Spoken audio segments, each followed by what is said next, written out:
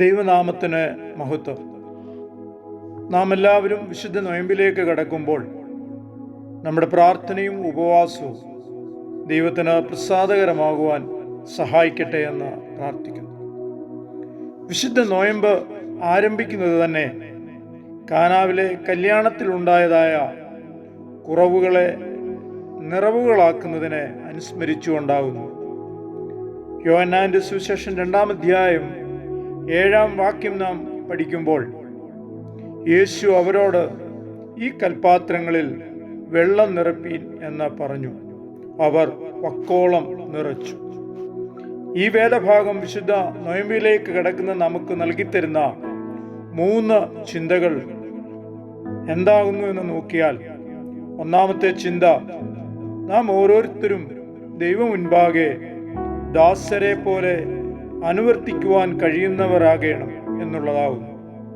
യോഹന്നാന്റെ സുവിശേഷം 13-ാം അധ്യായം 16-ാം വാക്യം ഇങ്ങനെ നമ്മളെ ഓർപ്പിക്കുന്നുണ്ട്: ദാസൻ യജമാനനേക്കാൾ വലിയവനല്ല, ദൂതൻ തന്നെ അയച്ചവനേക്കാൾ വലിയവനുമല്ല. ഇത് നിങ്ങൾ അറിയുന്നു എങ്കിൽ ചെയ്താൽ ഭാഗ്യവാന്മാർ.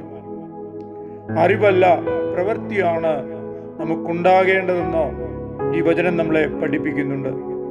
രണ്ടാമത്തെ ചിന്ത, ദൈവം നമ്മോട് എന്തു ചെയ്യുവാൻ ആവശ്യപ്പെടുന്നുവോ അതിനെ അനുസരണത്തോടെ ഏറ്റെടുക്കുവാൻ നമുക്ക് കഴിയണം.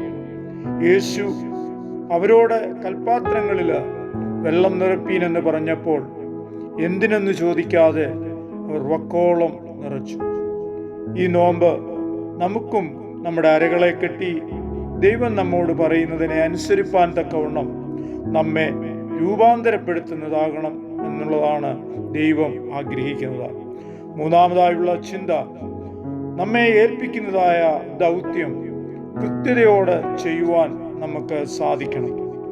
കൽപാത്രങ്ങളിൽ വെള്ളം നിറപ്പീനെന്ന് യേശു പറഞ്ഞപ്പോൾ അവർ കൽഭരണികളിൽ വെള്ളം വക്കോളം നിറച്ചു.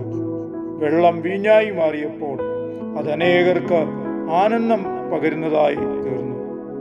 ഈ നൊയമ്പ് നമുക്ക് അനേകർക്ക് സന്തോഷം പകരുന്നതായി തീരുവാൻ ദൈവം നമ്മളിൽ നിന്ന് ആഗ്രഹിക്കുന്നു. പുറംപറമ്പിൽ എറിഞ്ഞു കളഞ്ഞതായ കൽഭരണികൾ കലവറയിൽ ഇടം പിടിച്ചതുപോലെ ഈ നോമ്പ് നമുക്കും ദൈവരാജ്യത്തിൽ ഇടം പിടിക്കുന്നതിനായി തീരട്ടെ എന്ന് പ്രാർത്ഥിക്കുന്നു. ഒരു നിമിഷം കണ്ണുകളെ അടയ്ക്കാൻ നമുക്ക് പ്രാർത്ഥിക്കാം. ഞങ്ങളെ സ്നേഹിക്കുന്ന ദൈവമേ, സ്വർഗസ്ഥ പിതാവേ, ഈ നൊയമ്പ് കാലഘട്ടം ഞങ്ങളുടെ ജീവിതത്തിൽ പുതിയ അനുഭവങ്ങളിലേക്ക് ഞങ്ങളെ നയിക്കുവാൻ തക്കവണ്ണം കർത്താവ് ഞങ്ങളെ സഹായിക്കണമേ എന്ന് പ്രാർത്ഥിക്കുന്നു. ഞങ്ങളുടെ വിചാരങ്ങൾ, ഞങ്ങളുടെ ചിന്തകൾ, ഞങ്ങളുടെ പ്രവൃത്തികളെല്ലാം ദൈവമേ നിനക്ക് അനുരൂപരായി നല്ല ദാസരെ എന്ന് കേൾക്കുവാനുള്ള വിളിക്ക് യോഗ്യരാകുവാൻ തക്കവണ്ണം നീ ഞങ്ങളെ സഹായിക്കണമേ എന്ന് പ്രാർത്ഥിക്കുന്നു. പ്രാർത്ഥനയുടെ ഉറവയ്ക്കായിട്ട് സ്തോത്രം. മാനോടുന്ന് മഹത്വമോടുന്ന് സർവ്വതും യേശുവിൻ നാമത്തിൽ തന്നെ. ആമേൻ.